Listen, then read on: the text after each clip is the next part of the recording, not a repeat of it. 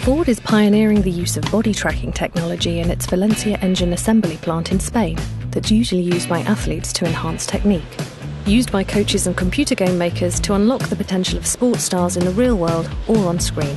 Ford is using it to design less physically stressful workstations for enhanced manufacturing quality. The suit is equipped with motion tracking sensors that follow head, neck, shoulder and limb movements.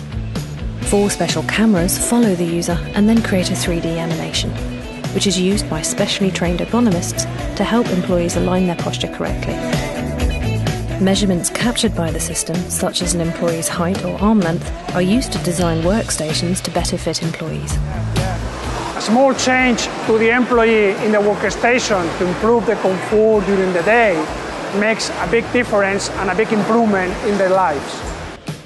The company is considering further rollout to its other European manufacturing facilities.